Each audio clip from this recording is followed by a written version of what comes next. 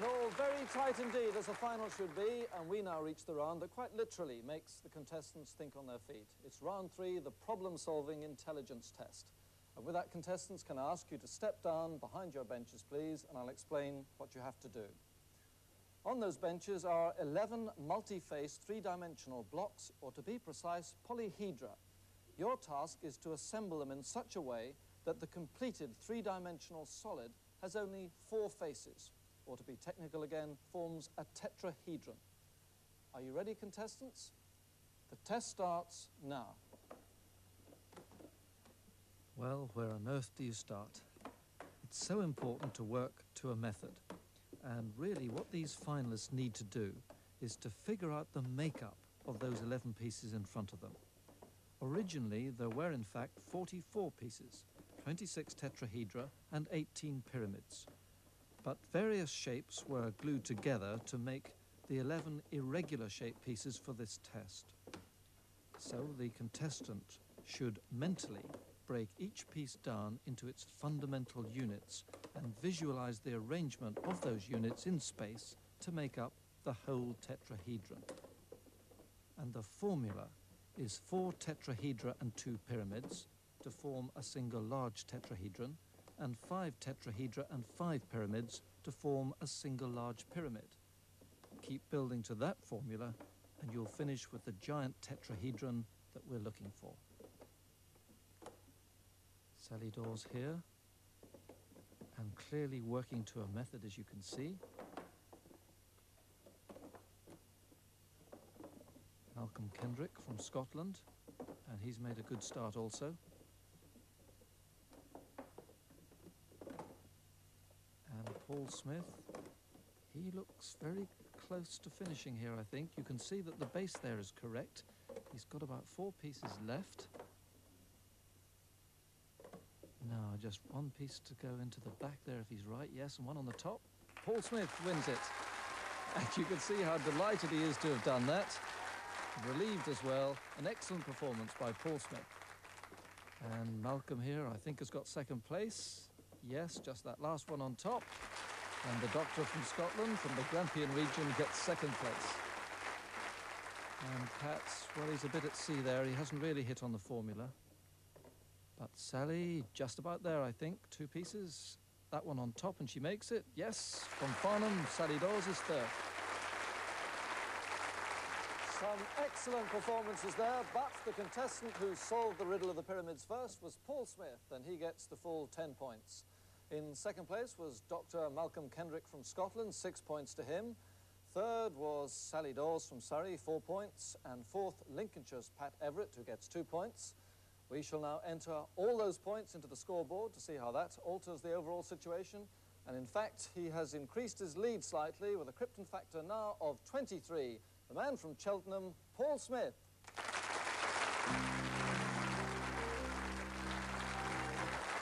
So, can Paul Smith be caught?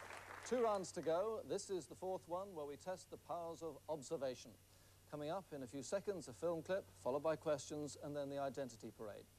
And tonight, the clip comes from The Hit, a rough, tough thriller about a gangster played by Terence Stamp, who turns supergrass and helps put several of his crooked friends behind bars. But 10 years later, he suddenly and violently comes face to face with retribution at his Spanish hideaway. Right, contestants, would you please turn now to your screen, concentrate hard. Here comes your clip.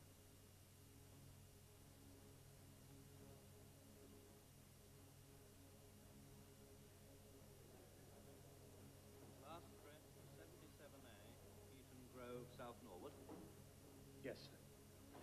And would it be true to say, Mr. Parker, that for a good many years now you have made your living solely as a hardened professional criminal? Yes, sir. I regret to say. Afternoon of the 23rd of September, 1971, Barclays Bank branch in Beavers Road, East Dulwich. You participated in that raid, Mr. Parker? Yes, sir. And who were your confederates on that occasion? Hopwood, Reardon, Fellers, Mr. Corrigan. Who did what? What?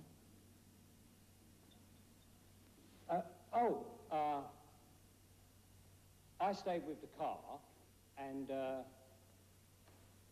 Lenny, Jimmy and Jeff went in the bank. And Corrigan? He got the money. All of it? No. You shared it up, didn't you? Yeah. But Corrigan got the lion's share, Right. because he was the mastermind behind the operation. Yeah. See, Mr. Corrigan... Yeah. Mastermind. Morning of the 25th of October, 1972, the Securicor van in Peckham High Road. A guard was wounded. You took part? Yes, sir. And Reardon, Fellows, and Mr. Corrigan. Not Hopwood. No, sir. I think Lenny had flu that day. Or cold feet.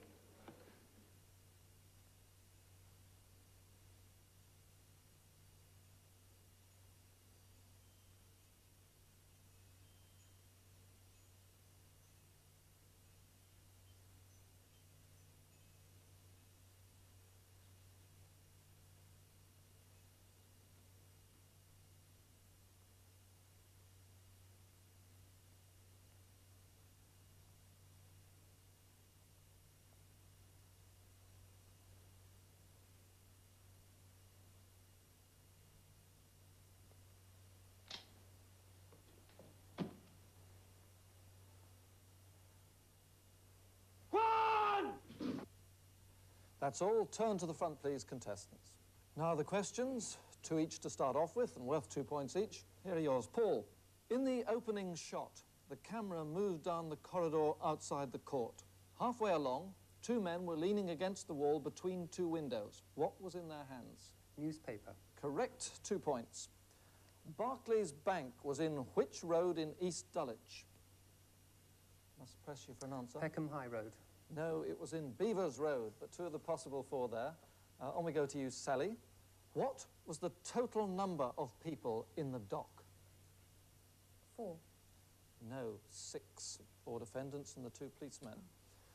The first robbery referred to took place on what date in 1971?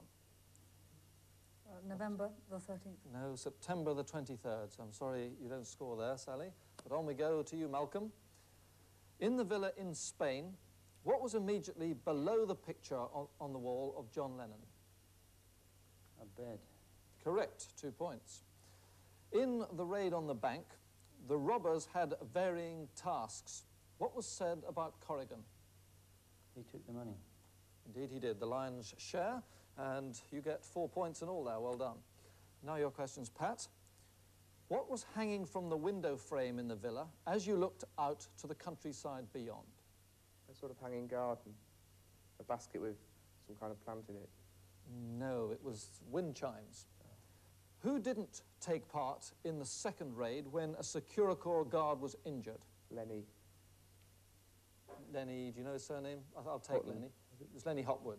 But I'll take that, so you get 2 of the possible 4 there. And on we go now to the buzzer section. 4 more questions, worth a point each for the right answer, but if a contestant gives me the wrong answer, it's then open for someone else to try. So stand by on those buzzers, contestants. Here we go. The very first words heard from the court were, your last address was 77A, Malcolm. North Dulwich Street. No, I can finish the question. 77A, Heaton Grove, where in the London area? Sally. Norwood. More precise, you're almost there. South Norwood. Correct. Apart from books, what was sitting in the middle? Sally. Carafe of water and a glass on top. No, in the middle of the desk of the villa, Malcolm. Typewriter. Correct. Lenny Hopwood didn't take part in the second raid.